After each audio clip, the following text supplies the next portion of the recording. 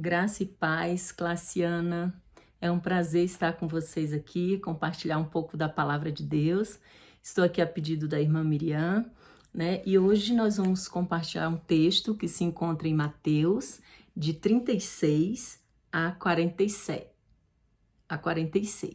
O texto é do capítulo 26, que vai falar sobre Jesus ora no Getsemane. Nós vamos falar um pouco sobre oração, esse tema tão comum na nossa vida cristã, mas tão essencial, porque é um dos pilares, né, da nossa fé.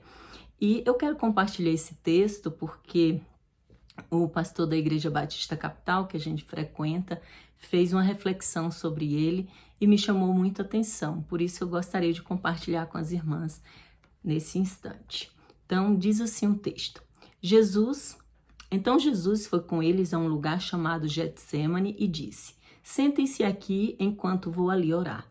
Levou consigo Pedro e os 2 filhos de Zebedeu e começou a ficar triste e angustiado. Minha alma está profundamente triste, a ponto de morrer, disse ele. Fiquem aqui e vigiem comigo. Ele avançou um pouco, curvou-se com o rosto no chão e orou. Meu pai, se possível, afaste de mim esse cálice. Contudo, seja feita a tua vontade e não a minha. Depois voltou aos discípulos e os encontrou dormindo. Vocês não puderam vigiar comigo nem por 1 hora, disse a ele a Pedro. Vigiem e orem, para que não cedam à tentação, pois o espírito está disposto, mas a carne é fraca. Então os deixou pela 2ª vez e orou. Meu pai, se não for possível afastar de mim esse cálice sem que eu beba, faça-se a tua vontade. Quando voltou pela 2ª vez, encontrou-os dormindo de novo, pois não conseguiam manter os olhos abertos. Foi orar pela 3ª vez, dizendo novamente as mesmas coisas. Em seguida, voltou aos discípulos e lhes disse: como é que vocês ainda dormem e descansam? Vejam, chegou a hora. O Filho do Homem está para ser entregue nas mãos de pecadores. Levantem-se e vamos. Meu traidor chegou. Então, o que eu quero destacar aqui é que Jesus estava para enfrentar um momento mais desafiador da sua vida, que era justamente a consumação do plano de Deus. Era aquele momento que ele sabia que ia ser entregue nas mãos de pecadores e que com a sua própria vida, então, pagaria, né, pelos pecados da humanidade. E é um momento de crise que Jesus está vivendo. Percebam que ele está angustiado, né, e ele faz essa oração, pedindo ao Senhor que, se possível, afastasse aquele cálice, aquela situação, né, que ele não enfrentasse aquele momento. Provavelmente um cálice amargo, difícil de encarar, por isso aquela situação. E ele foi buscar, nesse momento de crise, a Deus através da oração. E esse é o primeiro ponto que a gente quer destacar. Nós estamos vivendo momentos de crises, momentos de incertezas, dúvidas, dores, né? Mas nós temos que perseverar na nossa oração. A oração se trata de entrega, muito mais do que um ritual, muito mais do que uma condição, é uma entrega. É você saber que você não está sozinho, apesar da crise. É esse reconhecimento, é entender que existe alguém que pode fazer algo por você, né? Então ali, na hora que você estabelece esse vínculo através da oração, você está dizendo sim, que existe alguém que se importa contigo, você confia e você está entregando. Quantas crises a gente tem vivido, né? Quantas dores a gente tem passado, mas nós devemos buscar a Deus em oração, a resposta para tantas situações difíceis, entregar mesmo essa situação para o Senhor. O pastor contou uma história que, assim, moveu muito o meu coração. Ele falou que no início desse ano de 2021, em março, no auge da pandemia, a mãe dele, o pai dele e uma tia foram internados por conta da Covid, né? Ficaram no estado grave, a mãe e o pai foram entubados e a tia ficou esperando uma vaga na UTI e não conseguia. Eles entraram com liminar, buscaram outros recursos, mas não tinha vaga. Foi no auge mesmo, onde os leitos estavam todos lotados e eles não conseguiram essa vaga. E a tia dele faleceu, porque não conseguiu ter os cuidados necessários. Às vezes, na crise, a gente também está a ponto de sucumbir porque a gente não consegue encontrar um lugar seguro, né? Não consegue encontrar o suporte necessário. Mas desistir jamais. Devemos confiar no Senhor e manter esse vínculo de esperança, manter essa chama acesa. Aí ele diz que foi um momento difícil para ele, mas, né, ele superou isso aí. O pai dele também veio a falecer, não resistiu, a mãe resistiu, mas o pai não. Então ele disse: Senhor, que situação difícil, mas mesmo em meio à crise, eu aqui estou orando, né, entregando toda essa situação nas tuas mãos, porque para mim é insuportável. E às vezes, quando a gente ora em meio à crise, a gente está dizendo isso: Senhor, não tenho forças, não tenho como prosseguir. E Jesus estava nesse desafio, nesse momento de crise. Percebam que ele disse que a alma estava profundamente triste. Ele estava triste e angustiado, a alma estava profundamente triste a ponto de morrer. Então, a ponto de dizer assim, não faz mais, não tem mais sentido algumas coisas, né? Aí ele quer dizer assim, quer se entregar mesmo naquele ponto final ali, ponto de, vamos dizer assim, de finitude. Mas ele continua orando, apesar disso, né? E percebam que da segunda vez que ele volta a orar, ele diz assim, ele repete, deixou os discípulos, quando ele volta, os discípulos já não estavam, né, ali vigiando com eles, estavam dormindo, e ele diz: vocês estão dormindo. Assim, é como se fosse um alerta. Em tempos de crise, não fraquejem, busque mesmo a oração, porque o nosso corpo é fraco, né? O espírito pode até estar pronto, mas nosso corpo é fraco. Então, temos que vigiar e sempre elevar as nossas condições humanas ao altar do Senhor, porque a oração, ela acessa o trono de Deus. A oração, ela realmente mobiliza, né, a nossa fé a ponto de realmente entregarmos aquela situação e não sucumbirmos àquela dor, àquele momento de crise. Quando ele volta pela segunda vez, né, ele diz: meu pai, se não for possível afastar de mim este cálice sem que eu o beba, faça-se a tua vontade. Então ele escolheu, apesar da dor, apesar daquele momento de profunda tristeza, ele disse assim: mas todavia, né, seja feito a tua vontade. Se não der para afastar esse cálice de mim, que seja feito a tua vontade. Eu prefiro submeter a tua vontade, apesar de a tua vontade é mais preciosa. E às vezes é isso que a gente tem que entender.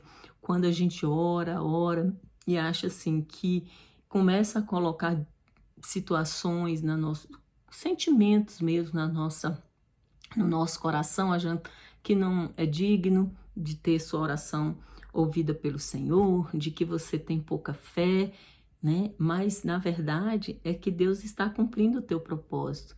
Deus tem planos melhores e maiores do que a gente pode imaginar.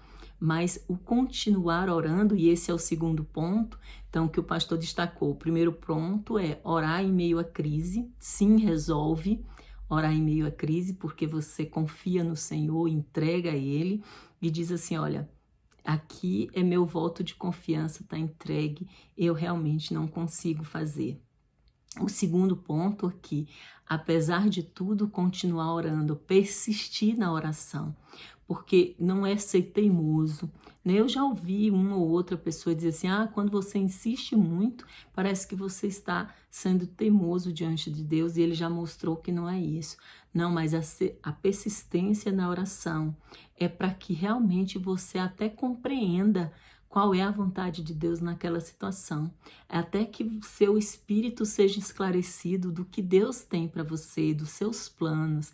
Então, a persistência na oração não é dizer assim, não é birra, não, mas é dizer: Senhor, estou disposto a cumprir a tua vontade. Continuo orando, mas que seja feita a tua vontade. Eu quero que a sua vontade se revele a mim.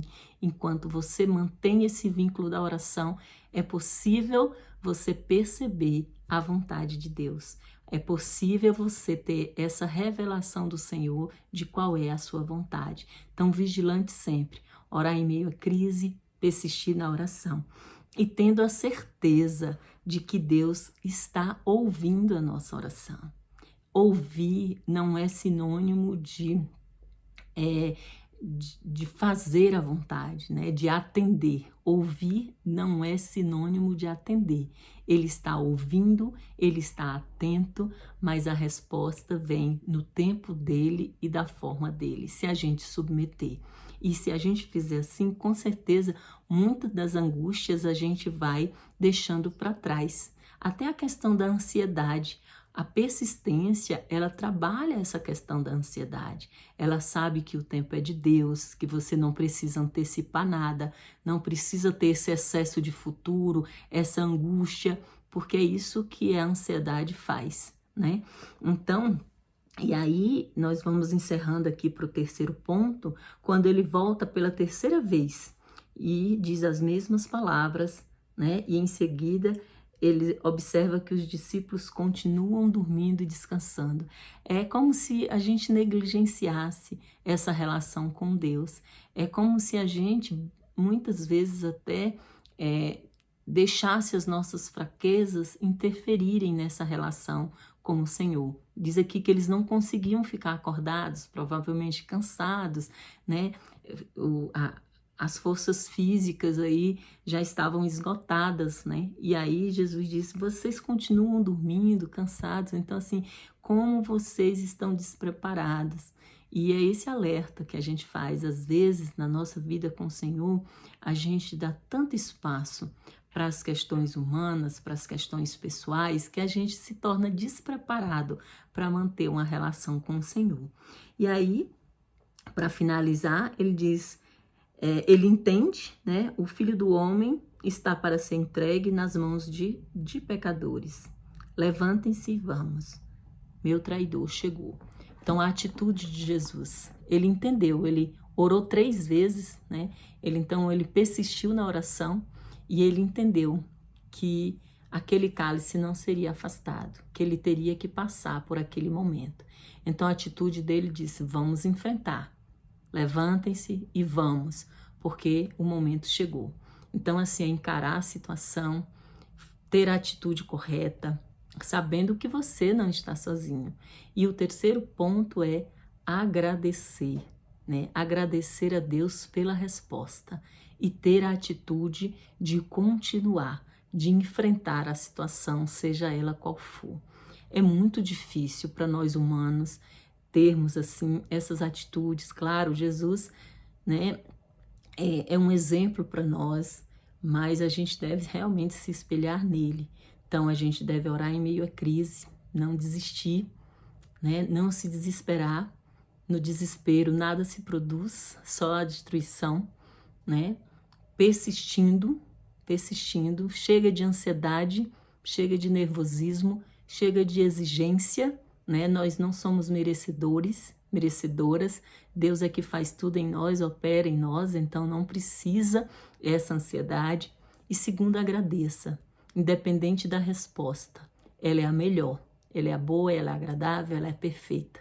Ela prevê a resposta do Senhor, ela perdura para o futuro. É isso que é interessante. Muitas vezes a resposta que nós queremos, ela é tão supérflua e tão imediata, mas a resposta do Senhor, ela perdura para o futuro, ela perdura muito tempo, ela vai para além de beneficiar também outras pessoas. Então, em nome de Jesus, que Ele abençoe a classe Ana, abençoe a cada irmã. Vamos orar, continuar orando, buscando, né? Não são palavras, não são rituais, mas é um coração sincero diante do Senhor, pronto para continuar orando, né? Insistindo ali para que a resposta seja aquela absorvida pelo seu coração, pelo seu espírito, e assim agradecer ao Senhor por todas as coisas, porque o Senhor, Ele está conosco. Nós não estamos sozinhas, Ele não desistiu de nós, Ele não fecha uma porta para abrir uma janela, não existe isso. A porta do Senhor está sempre aberta, a gente aqui confunde. Então, que o Senhor abençoe, que o Senhor cuide de cada uma e, em nome de Jesus, que a classe Ana possa viver e experimentar a presença do Senhor todos os dias. Amém? Que Deus abençoe. Até a próxima.